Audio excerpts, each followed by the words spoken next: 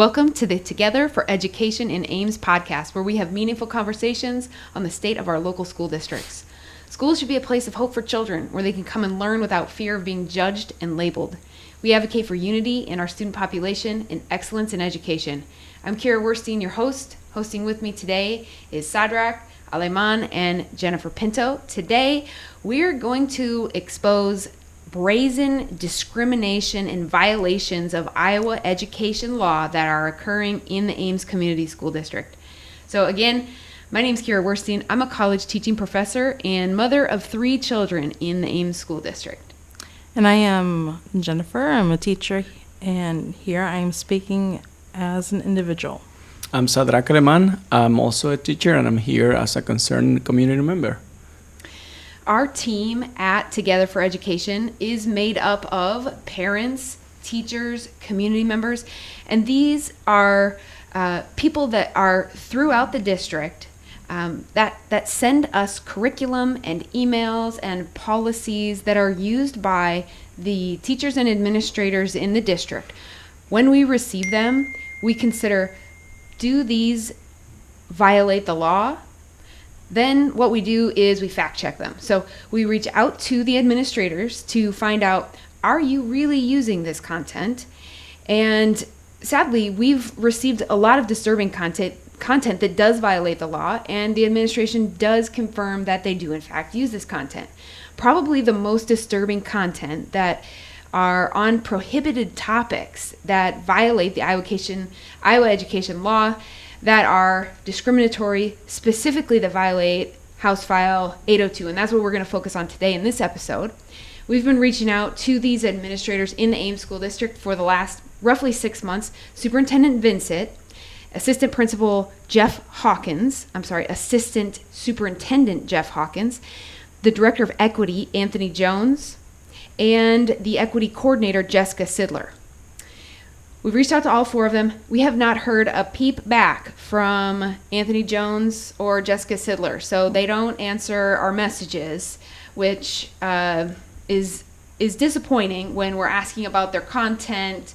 They reply to some messages, not others. I don't know. It doesn't seem equitable to me. It sounds like they're choosing, who to answer to and who not to. Right, which is not consistent with the message of equity, right? Correct. Okay. We did, however, receive replies back from Superintendent Vincent and Assistant Superintendent Jeff Hawkins. We had the opportunity to ask them a number of questions, had a forum at the school, at the administrative building a couple of months ago, and we are going to link in parts of that forum and kind of commentate and break down some of their answers. We're going to focus mainly, we asked a number of different questions, but we're going to focus primarily on the discriminatory messaging that's coming out of what they have labeled their critical consciousness trainings that they are funneling through the equity department. So this critical consciousness is labeling of people based on their skin color, based on their gender, their orientation, their religion, and their socioeconomic status, among other demographic variables. They do a number of different activities to promote this messaging. One of them is an identity and power chart, where you list out all of your demographic variables and then you label those demographic group characteristics as either something that makes you an advantaged oppressor or as something that makes you oppressed. You're disadvantaged if you're in this demographic category. And so, as we all know, labeling people, treating people differently based off of their skin color is prohibited as of 1964 in the Civil Rights Act, as well as teaching and advocating for this content is specifically prohibited among topics with House File 802. We've talked about on this podcast before. It's a prohibited topic, which specifically states, now this is directly from that law, the superintendent is responsible for ensuring that curriculum or training provided to staff and students does not teach, advocate, encourage, promote, or act upon others based on group, membership, or identity.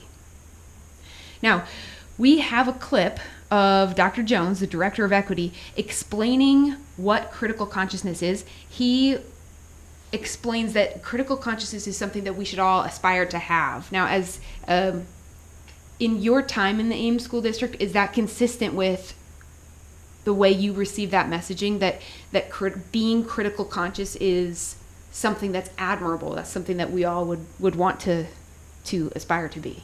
Yes. Yeah. Yes. Sorry. Yeah. And if you don't aspire to be that, then you're just... I've heard some teachers describe it as like you're kind of chastised. Yeah. Mm-hmm. Yeah. You have to agree, and you are not allowed to disagree. That's the thing. Right. Yeah. Mm-hmm. And I mean, go back to our episode 1 when you didn't agree with some of the messaging. Mm-hmm. What happened to you? Yeah, I mean, I was called to a meeting, and a lot of things were said to me that I disagree with that too. But I go back to, like we were saying, there are a lot of things that I'm not going to agree with them. And sadly, right now, there are things going on in the district that even if the teachers are disagreeing, they're not saying anything because they're afraid. And that's the word, afraid, because they need their jobs. That's their source of income. And if they disagree, then they can be fired. They can be, sat on the chair, and, a lot of things can be said to them. And And there's so many things that are discouraging about this, but one of them to me is that appears to be the very opposite of encouraging and welcoming diverse thought. Correct. Mm-hmm. Mm-hmm. Now, if, like myself a year ago, I didn't know what critical consciousness was. What does it mean to be critically conscious? So we do have a clip of Anthony Jones, the director of equity, explaining specifically what it is to be critically conscious. And then we played this audio clip at our forum and asked Superintendent and Jeff Hawkins, the assistant superintendent, could you please explain how you can use discriminatory language and still be consistent with the law? So let's take a second here and look at how that went. So what is critical consciousness? Critical consciousness is the willingness and ability to see how power and privilege are at work to systematically advantage some while simultaneously disadvantaging others. So the definition is still on the screen there. If you could clarify for us, because this is a training that's gone through the whole district, who are the people that are in power and privilege? Who is that specifically? First, just to clarify a comment, the critical consciousness work, I do believe, began in the district some years ago, and then we had the pandemic, which kind of disrupted things. I wouldn't say at this point that the training has been through the whole district. We're continuing to provide opportunities, and will be for the next several months. And of course, with any training, it's that kind of recursive cycle of you always have people coming and leaving the system that would continue. This is an area of great passion for me, and it has gone by different terms at different decades of education, and you probably notice I've experienced a few of those decades, but the analogy for me is that works well is if you think about the iceberg picture, and I would guess you all have been exposed to that notion too. When you see the iceberg, we usually can see some part of it that's above the water, and we know there's this whole piece that might be below the water. Obviously, we've learned that that's how icebergs are formed. And critical consciousness, in my mind, is a way to be curious, to think about, okay, I can see this much, or I understand this much of a system. I wonder what else might be going on. And just to approach items, whether I'm teaching in the classroom, or whether I'm working on a system, which of course is a lot of my work as a superintendent, to be curious about, are we in any way creating barriers or not opening up doorways that would allow children to thrive, or for our staff to do their best work. Those are the responsibilities of us as a system. So the terminology can change, different things become popular at different times, But the passion for me is always trying to be responsible as educators to how do we help kids thrive, and how do we take them from wherever they might be to open up their gateways of opportunity as they go through our system and hopefully are prepared to leave the system. Thank you. So just to stay focused on the question, who are the people in power that are in this definition here? The power and privilege, who are those people specifically? I don't think that's a specific reference. I think that's kind of like the eye of the beholder. At any given time, any one of us can consider a situation through a lens of, are there things I could do to make it better? Am I myself in any way passing judgments? Again, I go back to that word of curiosity. Is there any way to open up our curiosity and be a more inclusive system? Okay, so it could be anyone. How about, so anyone could be at work to being systematically working to advantage some while disadvantaging others. Who are being disadvantaged? I don't have a specific answer. You don't? Okay, maybe Dr. Jones will. We've got the next slide here. Some aspects of critical consciousness include self-awareness, self-evaluation, recognizing our own biases, and understanding power and privilege. Now, what do we mean by understanding power and privilege? Well, basically, we should understand that we all have biases. Although everyone has biases, the power associated with dominant group identities, along with the institutional power possessed by those groups, enable the biases of some, not all, some individuals to contribute to reproducing or sustaining systems that oppress minoritized groups and benefit dominant groups. So he provided some more clarity there, but still the question is, people in power and privilege, he says, are the dominant group identities. Who are the dominant group identities? Again, I think this concept is global, and so what groups or what identities are in power or have privilege in maybe one country, one community are going to be different than others, right? And so I don't know that this concept of critical consciousness is intended to say that there's always one particular identity that would be associated with privilege or power or disadvantaged. And those situations, as I think you pointed out really well, if we're doing our work as a system, we minimize any situations where any groups of people are advantaged or disadvantaged, but we work towards the betterment of all. So you don't know who the dominant group identities are or the minoritized groups? I think your question was who is referred to through critical consciousness as a dominant group or a disadvantaged group. So yes, he's teaching about critical consciousness and that we should all work to have that. So who are the dominant group identities? And then my next question was then, he says that they're working to oppress the minoritized groups. And if this was the answer to the question, why do these disparities exist? Well, remember that we're talking about racial disparities. So can you shed some light on that, please? No. No, you won't, or no, you don't know? No, I can't shed any light on that because I don't know. I can't tell, since I didn't sit in on this meeting and I don't believe this was a staff training that I sat in on, if this was a generalized conversation about the concept or about how it's applied to our local situations. I can't provide any additional context, I'm sorry. Wow, so there's a lot there to unpack, but to start with, Superintendent Vincent explains critical consciousness, and she uses some kind of iceberg analogy that was very vague. We need to be curious, she said, about what are the things below the surface, and what you've been through the trainings, and I've had them explain it to me directly. What are they getting at with what's below the surface?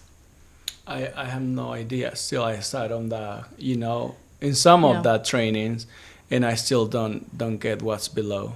Well, it sounds like they're saying that there's below the surface, there's systemic oppression. I mean, they're using those words. And so then when I say, well, what specifically is happening? What are the policies that are being implemented throughout the district that are oppressive? Because we need to put our finger on that and do something about it. Correct. I have yet to get an example. Do you know of examples? No. Mm-mm. No. But they No. continue with this same mantra. Instead, to me, it seems logical. I'm an educator myself as well. Is that instead of sniffing around for what's below the surface that we can't see, why don't we look at what we can see and what is measurable? What's measurable is this child at benchmark? If they're not at benchmark, where are the deficits? Oh, it's addition. This child needs to work on addition. Right. That they didn't score well on this test. That's above the surface. It's measurable. And then we can design a concrete plan to put in place for his curriculum or her curriculum or whomever it is. Can you walk me through in your trainings that you've been through? And then, she kind of went in a full circle about how it hasn't been through the whole district, et cetera, et cetera. It sounds like it's been through the district enough to the point that the both of you have been through at least some meetings with this. Correct. Yes. I mean, we both were in different buildings, and we were going through the same, things. Right. So I don't know what she's getting, like it's not through the whole district. Now I get like at some point she said, I haven't been here for a very long time, or when this started, but something that I said last time, but you're here now. You are the head now. Right. You should know what's going on now. Not before when it started, like, okay, this started before, but let's check now, right now. Let's sit down and see how things are going in the buildings, but don't use the, out key or out card saying, I haven't been here long enough. Like, Totally. You're here, you're the superintendent, you have to know what's going on. Absolutely. Yeah. Yes, acknowledging she's interim, but there you sit getting paid $250,000. That's right. And the law says For that not knowing what's going on. the law says you're responsible for this. Right. So what does it look like in the trainings that you've been through as far as they cannot get to the bottom of who these oppressors are? Right. So as I'm listening for this again, again, a second time, I'm hearing them say, well, it's vague. It's in the eye of the beholder, as they would say. But I had to kind of chuckle inside because that's not what I've been told. Not that they're blatantly saying, oh, the white people are the powerful and it's the oppressed who are people of color. But when you read the books that we've been given, when you sit in the trainings and you see videos of a white person doing something and then a black person doing the same thing, and then they're pointing out, now look who is being judged, Mistreated. See, this is systemic racism. Well, I could take that example and apply it to a completely different situation, and there would still be something different between the two people, and so, they're not blatantly saying it, but they are in the books, in the videos, in the pictures that they have us look at. They do a great job of saying it without saying it. It's all over. It's completely out there.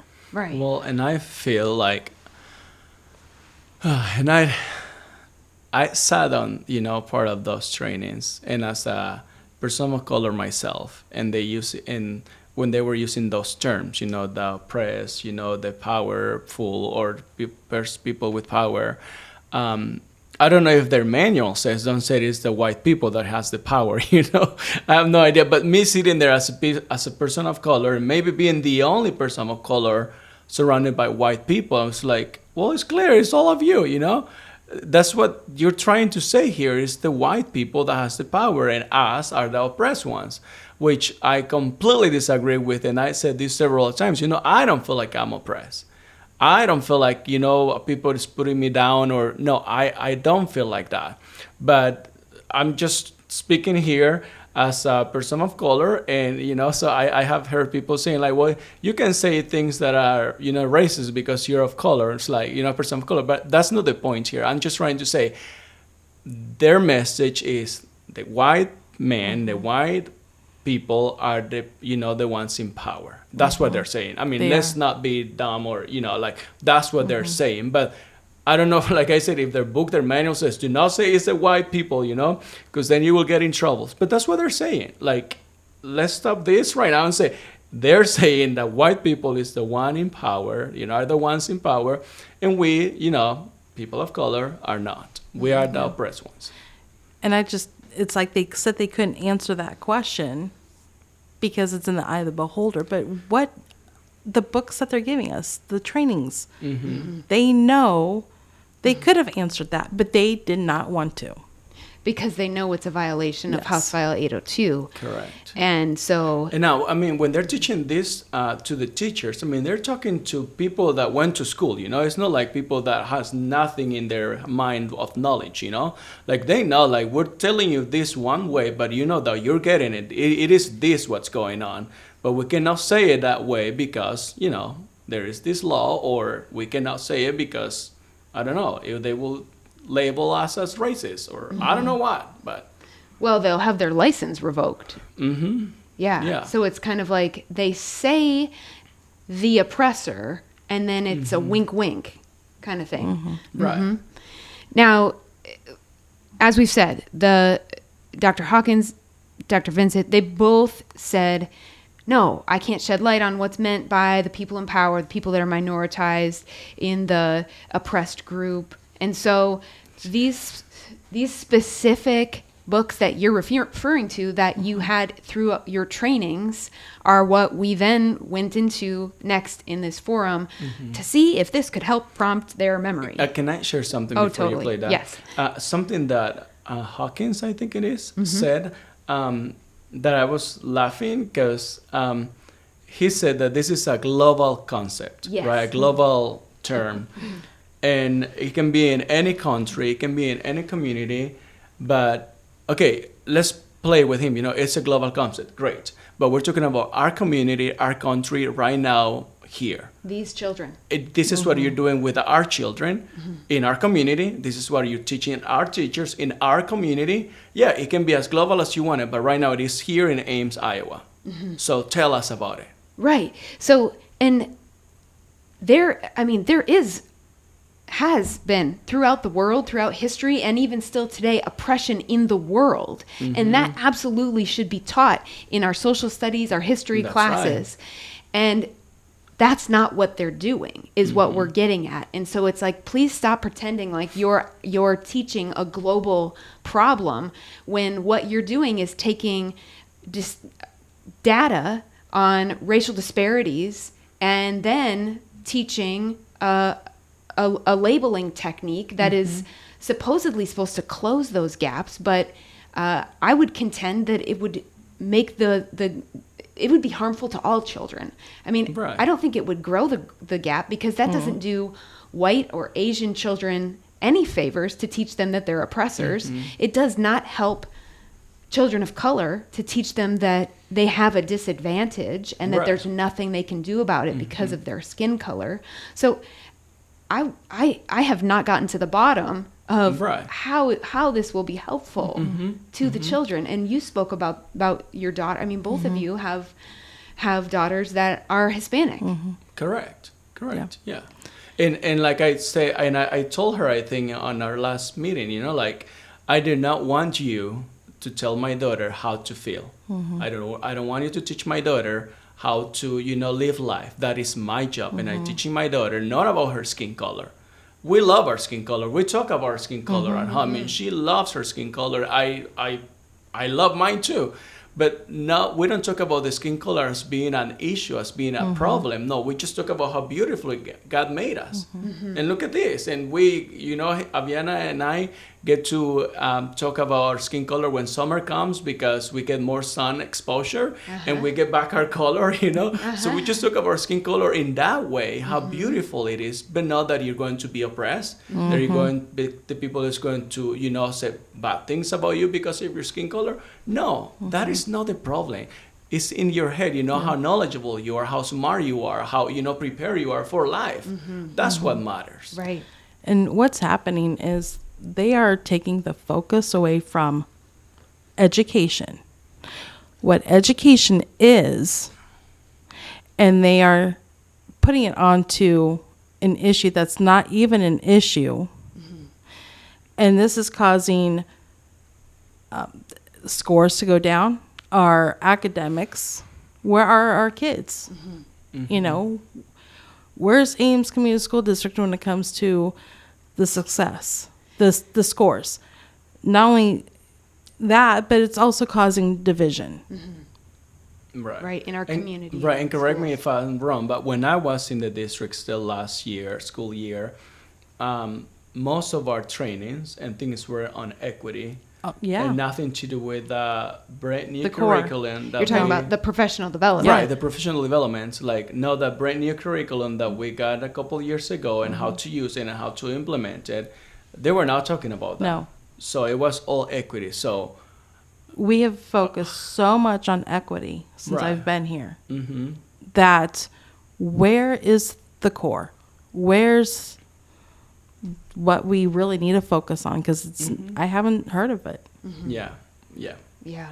And last thing I want to share, they both used something like or said something like washing their hands, you know, and we have nothing to do with this. She said, the superintendent, you know, I came here and this was already going on. And then he said he didn't sit in any of those things, you know, that you just play in any of those trainings or whatever they were. He didn't sit in any of those. But here we are again. They both are in charge of the district. And like you say, you know, making good money. Yeah, and he's the director of curriculum. That's right. So, and still, they don't know what's going on in the district. So if that's what they do as superintendent and whatever he does, I want their job then, because I can play dumb too and say like, oh, I don't know what's going on and make good money. You know, but no, this is their job. You have to be responsible and have answers to our questions. No, say, I wasn't sitting there when this happened. Like, excuse me, this is people that is working under you. Yeah. So you should know what's going on in your district. Absolutely. Yeah. And so he said he didn't know. And so in efforts to be helpful to help prompt his memory, we had several of the books, the podcasts that are shared with your professional development, and to see if that would help prompt his memory. Let's see if that helped. In this training, critical consciousness, they actually opened up with a land acknowledgement that Ames School District was built on stolen land from Native Americans, and that the United States and Iowa is systemically racist and was built on racism and anti-Black. So those were comments at that meeting. Continuing forward, these are equity, what are called look-fors in the district. The red arrow is pointing to what the teachers are regularly told to make sure that they are exposing truth and not whitewashing history. So if you're not familiar with what whitewashing history is, the article is linked right there. This is the article that helps teachers to know what they should not do. So what is whitewashing? The idea that white people would choose not to uplift stories that make them uncomfortable, which is in line with the concept of a white fragility, and white fragility as reasons for whitewashing Black history. So, in addition to that, the author of this article says that people in America need to take off, white people in America need to take off the rose-colored glasses and see the nation for what it truly is. This next document is an audit, an equity audit used. This is hanging up in faculty rooms.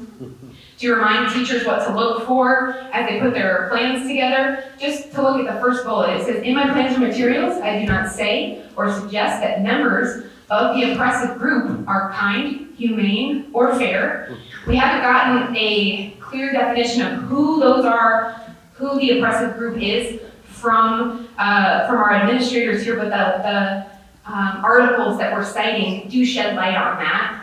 There's more that also helps to uncover that. Equity newsletters that are sent out regularly and the resources that are involved in those. They have books, they have podcasts. Here's one podcast, for example. This podcast is called Nice White Parents. And so in the introduction for this even, it says, when we look for what is broken, for how our schools are failing, we focus on who they're failing. Poor kids, black kids, and brown kids. We ask, why aren't they performing better? These are not the right questions. There is a powerful force that's shaping our public schools, arguably the most powerful force. If you want to understand why our schools aren't better, that's where you have to look. You have to look at white parents. Another book, and there's so many, we would be here for days, but I just selected How to Be Anti-Racist by Ibram X. Kendi. It's critical for white people, for people in general, to stop denying their racist ideas, to stop denying the ways in which policies have benefited them, to stop denying their racism, and realize that the very heartbeat of racism is denial, and the sound of that heartbeat is, I'm not racist.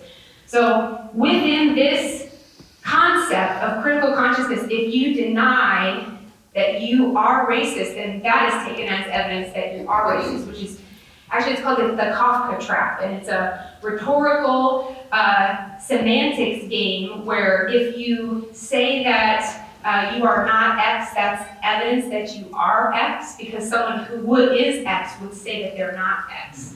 So it's a rhetorical trap. Another book, White Fragility by Robin DiAngelo. Racism is a white problem. It was constructed and created by white people, and the ultimate responsibility lies with white people. For too long, we've looked at it as if it were someone else's problem, as if it were created in a vacuum, and I want to push against that narrative. If you're like me and you're confused about that's why I asked the question, where's the research that supports these ideas? I have yet to find it. That's why I'm here. That's why we're all asking, where's the research? Where's the evidence to support this?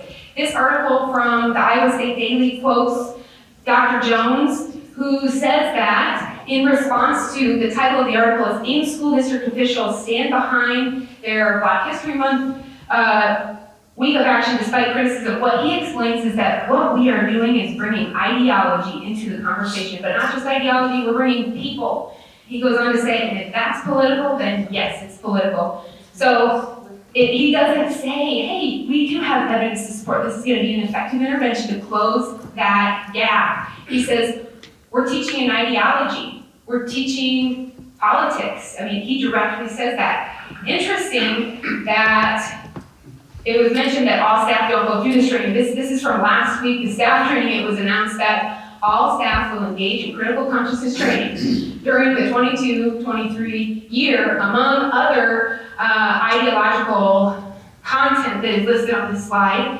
which would take a lot more time to go over. So, with that content in mind, can you help us understand, in the context of 802, that how these teaching, these doctrines, how is it consistent with 802, which says that there's no stereotyping, no racial scapegoating, and discriminatory types of language? Can you help us understand that?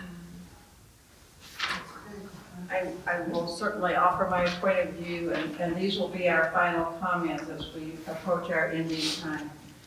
802 to me, if you read it carefully, of course we have had to, because it was a new law for us and we needed to understand the guidance it provided. It very much reinforced the notion in our country that we are a place of freedom of speech. It also offered guidelines to us to be careful in our freedom of speech that we didn't make some of the judgments that are specified in the law. But just as you saw the examples of some of the curriculum materials that could be out there, books, those sorts of things, they are part of the freedom of speech. We don't always agree with all of them. We might have concerns about some of them. We try to make sure that our staff use age-appropriate materials, don't engage in the ideology as much as material that aligns with our standards. But 802 has caused us to look at all of our things with the lens of, is there anything here that in any way would cross that line that's specified in 802? But mostly, that law, as we've applied it, has just been to reinforce the rights of families, the rights of us as educators, to continue to enjoy the freedoms that we have in this great republic of our country. So with that, I am going to close. I very much appreciate the opportunity. I think we got through the 5 questions that we were given. So she this is just so baffling. She says that HF 802 reinforced the notion in our country that we are a place of freedom of speech. And these books are a part of free speech. The bill does address free speech, and I am quite familiar with it myself, both as a parent and professionally. I have to abide by this as an educator myself. And so I've become very familiar with it as I do teach a diversity class wherein we discuss health disparities. I also wholeheartedly agree that and support freedom of speech, and we have to very carefully think through where that free speech lies. So when we are speaking as an individual, certainly we all are have a right to our opinions. I support that. To share our ideas, including ideas that I don't agree with. I think that Robin DiAngelo should have the right to publish a book called White Fragility, even though I don't agree with the concepts in her book. But free speech is a fundamental right. But where it becomes the concern is when it's happening in a public institution, because what we also value and uplift as a right in the United States is freedom of religion. And this is a religious ideology that is being taught in these schools. So when we have free speech, we need this because when we all share our thoughts and our ideas, it's the best ideas that rise to the top, and that's how society advances. So again, that's why I do support free speech. Now, a public school that's funded by public tax dollars, that is held responsible for welcoming, including all people, and having freedom of religion, which means that we can't use public tax dollars to proselytize any religion. And why do I call critical consciousness and the use of this ideology a religion? Because there is not evidence to support that this practice and this concept is based in anything other than assumptions. It's predicated on a narrative over evidence. So in House File 802, it goes on to discuss, like I said, freedom of speech and academic freedom. Dr. Vincent recently sent me an email that they are going to be passing a new policy on academic freedom, to which I replied and did more reading on. Yes, there is a right to academic freedom, but it's not a complete freedom. Schools remain an academic environment. School classrooms and hallways are not a traditional public forum in the same way that a park might be. So intellectual freedom is not unlimited. Therefore, speech in schools that is academic dishonesty is not protected by the law. So if myself as an educator, I go into my classroom that might be titled Health and Exercise Behavior Change, I do teach a course on that. If I go in and start proselytizing my religious beliefs, then I have engaged in academic dishonesty, because that's not what I'm getting paid to do. It's outside the scope of the subject matter. So with that, in addition, speech that's discriminatory is also not protected. Labeling white people as oppressors, black and brown people as oppressed is discriminatory. Labeling men as advantaged, women as oppressed is discriminatory. And so since we all know that it's not acceptable for the superintendent to say, oh, well, we can break the law because it's free speech, and we've decided to just allow that content in that way. So what we decided to do was we did not feel a sense of our questions being answered completely. So we had a follow-up meeting with her. Sadrac and I sat down and asked again more about the critical consciousness training and how it's consistent with teaching these discriminatory topics. And in our meeting with her, we again brought up that definition of critical consciousness, and as it was described in the definition that we played with Anthony Jones, Director of Equity, as the willingness and ability to see how power and privilege are at work to systematically advantage some while simultaneously disadvantage others. And we asked her to explain how that type of discriminatory language is consistent with the law. And here's how she responded. And so I totally acknowledge among us, and my experience over this 12 months has been, we set at different points in our hypotheses about what's effective.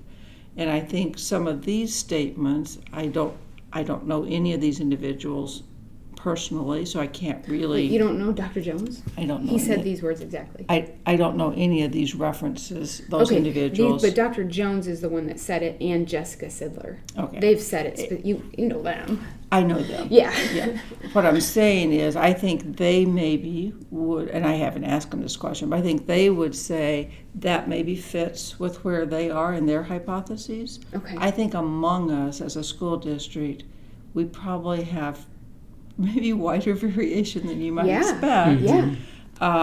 About, is that the way we all think is the best way to get the best outcomes for students? I'm going to guess we could have a pretty lively debate. I agree. I bet there are a range of views. Yeah. So Yeah. what I'm trying to get to the bottom of is this consistent with 802? To say that, and there's more coming here. I mean, if you want to chew on it for a second, to say that some people specifically have power and privilege, and you heard me play the audio at the last, and I have it here as well, I can play it, but Dr. Jones said that specifically. And again, I won't try to speak for him. I do think he probably truly believes in his life's experiences that he's observed that. I must say, I think I'm more aware now than I might have been in sometimes in my history, that it does appear that there are times when, with the best of intentions, we have systems that perhaps are easier for some to navigate than others. So I acknowledge that.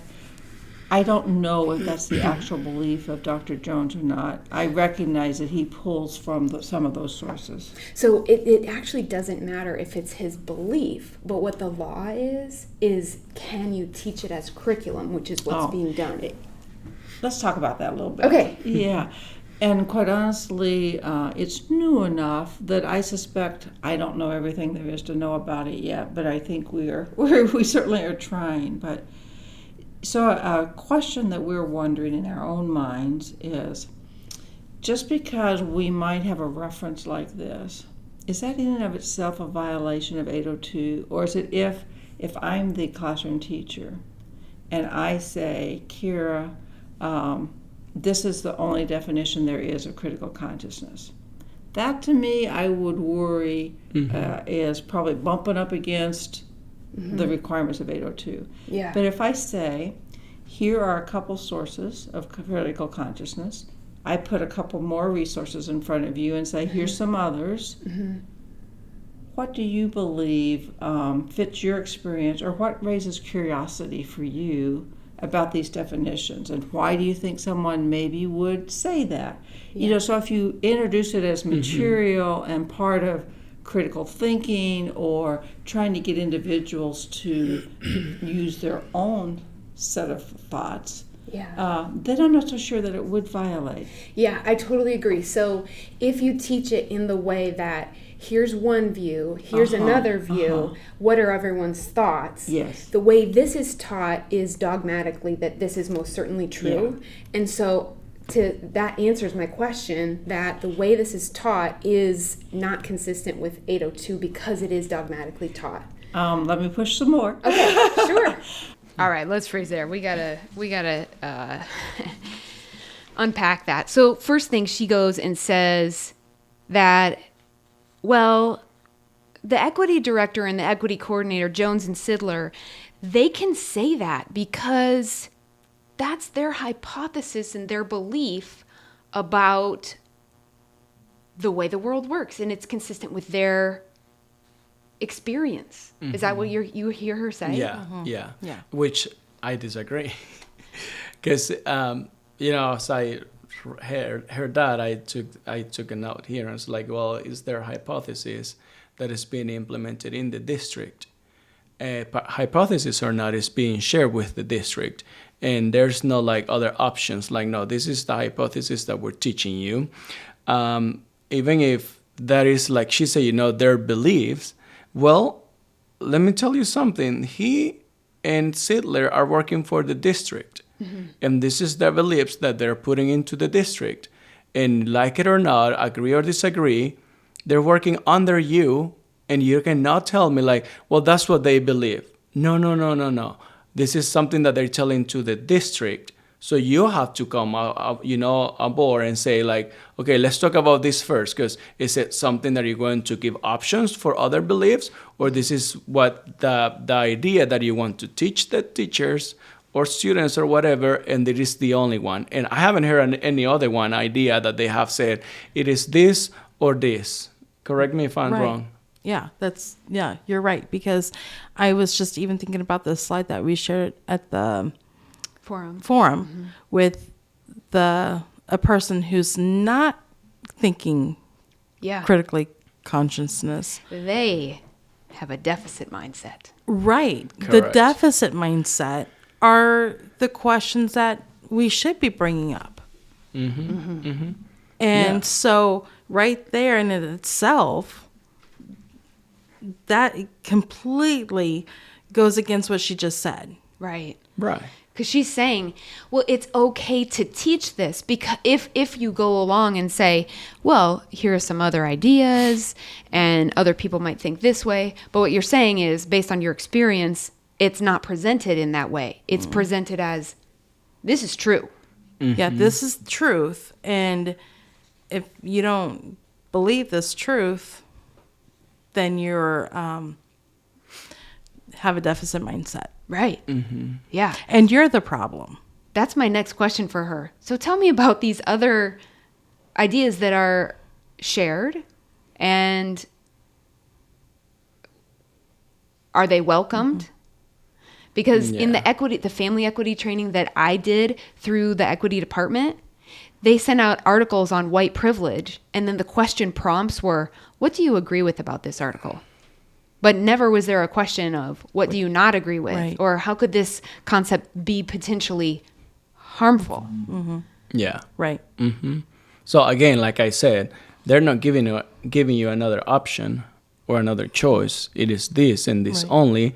So when she also said, he's speaking for himself, or about himself. Okay, yes, he's speaking for himself, but he's speaking to the district.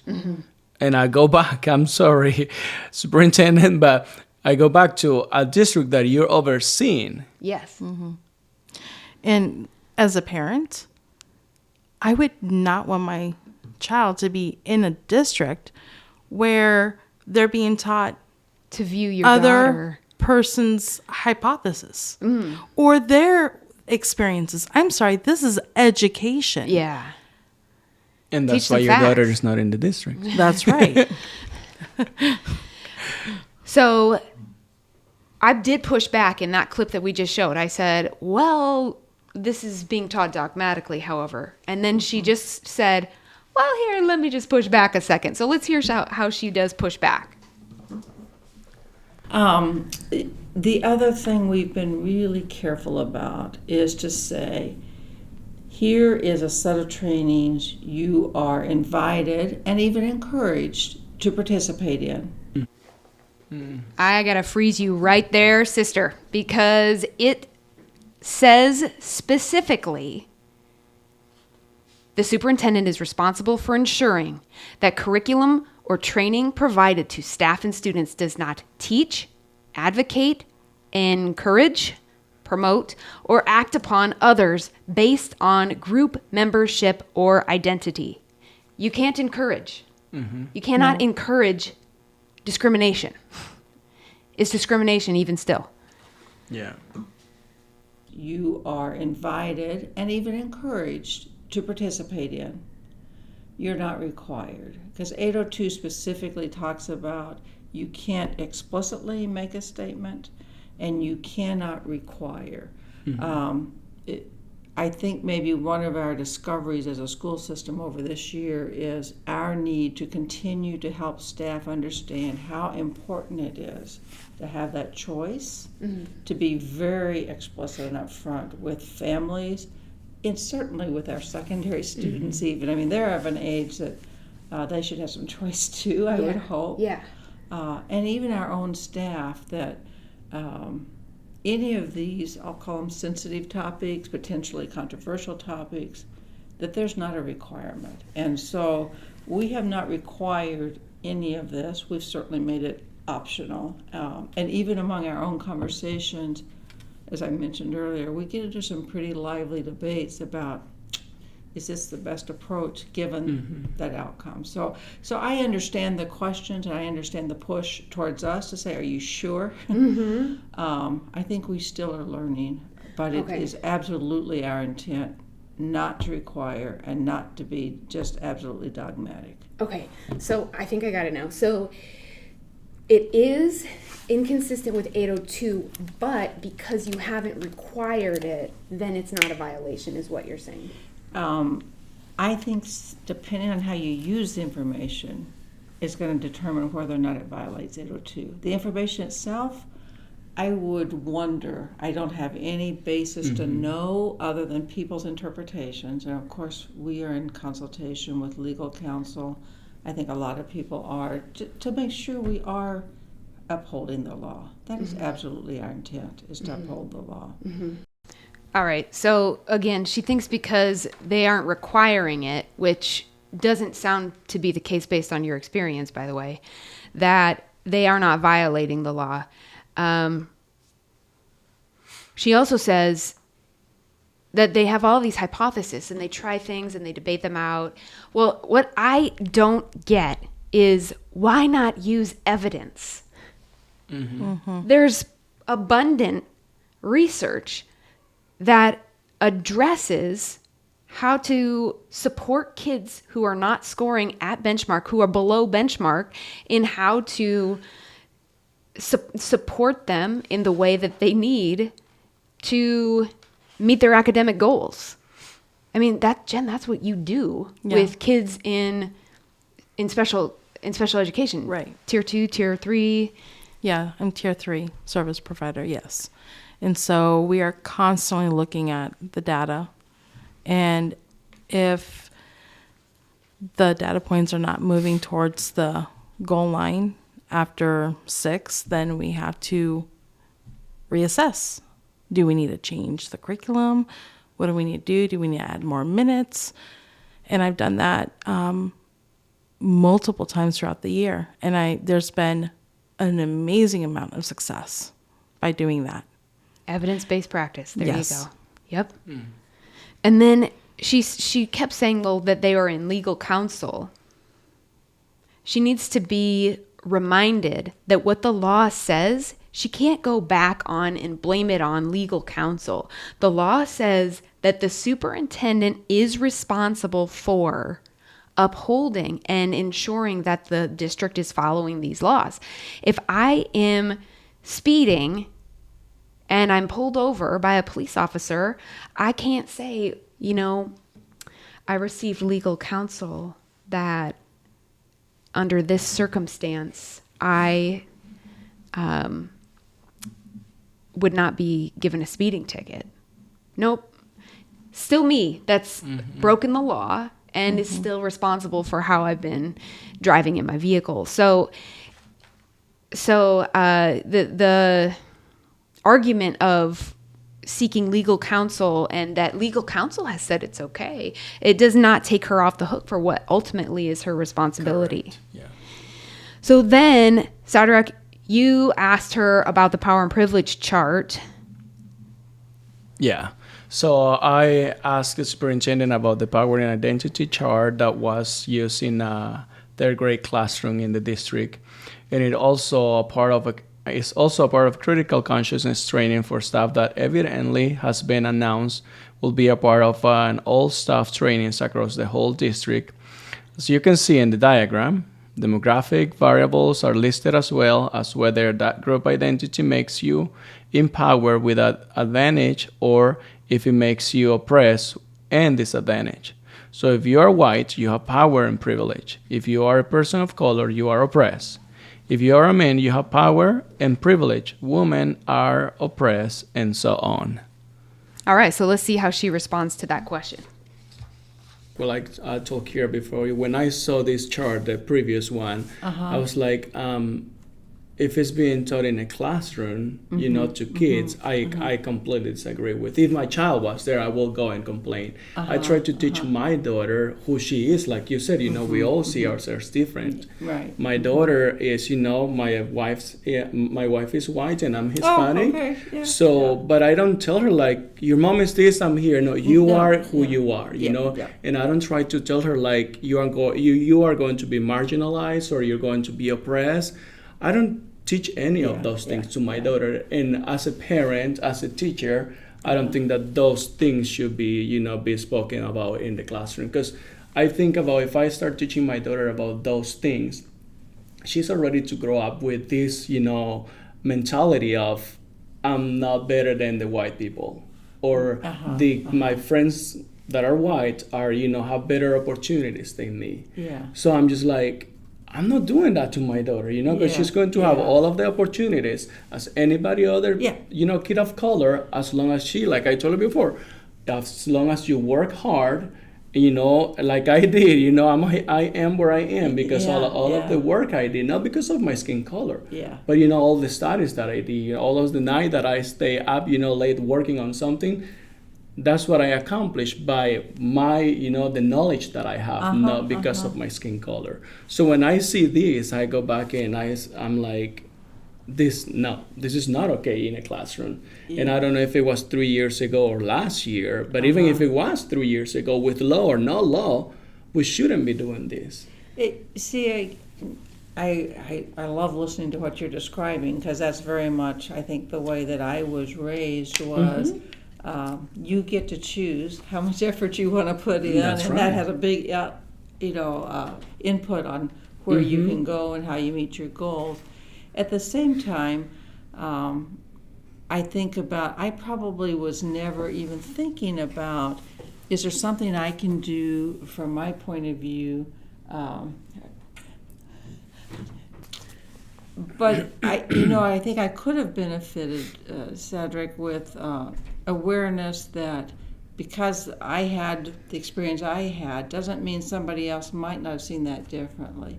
I wouldn't want this to be an example where we told people how to think about themselves, but reflecting on where they think they are and anything that might have an implication for, what might I do differently? It raises some interesting questions in my mind, too, about what could we do as a system that your look at this as a parent, how could we get better at helping you know what's coming so that you could have a conversation? Because I don't believe the intent here would be to try to assign, well, you have to think, if you're this skin color, you have to think this, or if you are this circumstance, you have to think that.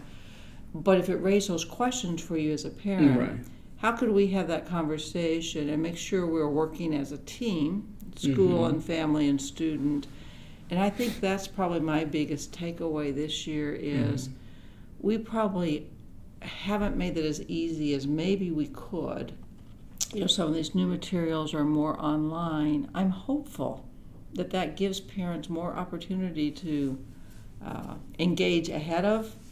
You would hope this wouldn't become a surprise and somehow be viewed negatively, but that's just where my thinking is now. Thank So you. yeah, right. No, I appreciate hearing your point of view, because I would have looked at that differently, but I can also see where you'd say, how will this be used? And because it raises questions. Right. Yeah. Right. Yeah. And and if this is being taught to kids, then you already put a thought in their mind and they start thinking that way. But if they don't know that, then they're just like, I have all of the opportunities that everybody has, instead of like, oh, now that is in my brain, in my mind now. I mean, even me as an adult, I hear things out there and then I put it in my mind. It's like those thoughts start like to block me and not letting me, push forward or, go the next step, because you're like, well, they said this about me, so I'm not sure about that now. Yeah. And that's my concern too. Like, if the kids hear these thoughts, these ideas, like they might block themselves already. I'm talking, as my personal experience, and my daughter, like, she's that way. She hears something and it's like, no, I can't because X person said this. It's like, excuse me? No, little one, come here, we're going to talk, Yeah. And as a parent, that's what I do. That's awesome. I feel so grateful for my own parents. They were so strong in saying, don't let yourself be defined or determined by your friends or someone around you. You have to set your own goals and aspire towards them. And so quite honestly, I probably didn't maybe even give enough thought to some of those other factors because I was so strongly taught you get to set your goals and determine your own effort and those sorts of things. But yeah, okay. Yeah. That's really, it is amazing. She basically agreed with everything that we said, that who you are isn't determined by other people. It's based on your work. It's based on your effort. And you can do what you put your mind to. And I remember walking out of that meeting with you thinking, I love her. She is fantastic. And I still think, she is a lovely person and she's very easy to get along with and talk to. What she basically did was, yes, I agree with you. And then the door closes and she's like, and I'm just going to go right over here and keep doing this anyway. Right. Yeah. Yeah, that's how I felt too. Like, she was agreeing with everything I was saying, which is great. But I wasn't sharing the things that I was sharing just for her to agree with me or, just like, oh, yes. No, I was like, I'm just speaking my mind here and I don't want this to happen in the district. Don't break the law. Right. Don't discriminate. And it's like, don't you realize what you're saying is the opposite of what you're teaching? She said, the way my parents raised me, I didn't think that, I'm a female being, that didn't hold me back any. But yet there you go in that identity chart, teaching females that it's a disadvantage. Yeah. I have 2 daughters. Don't teach them that. Disadvantage, and the previous superintendent was a female. Right now, she is a female, and come on, it's no, I don't know. It's just like, don't put these ideas in the kids, Let them grow up free, with freedom of I can be whatever I want to be. Yeah. Instead of the very people who can speak that encouragement into a child are with this approach, they're the ones who are beating them down.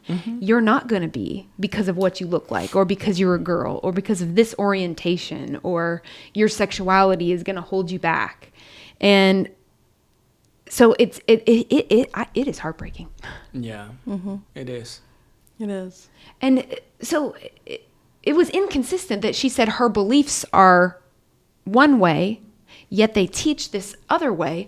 But the part that is most alarming is that it is discriminatory and it is a violation of the law. Yeah. So just to kind of wrap up our time here, what we are aiming to do at Together for Education is to shed light on practices, policies, and curriculum that are happening and being implemented throughout the Ames School District and Central Iowa schools. And we feel that parents, tax-paying community members have a right to know what's going on in the schools. We support transparency, and we also support being consistent with and following Iowa state education laws. We believe that schools should be a place of hope for children where they can come and learn without fear of being judged and labeled. We advocate for unity in our student population and excellence in education. So it's with that we encourage you to like and subscribe our YouTube channel, join the conversation. We want to hear your thoughts because it's together that we build a thriving community in Ames and Central Iowa.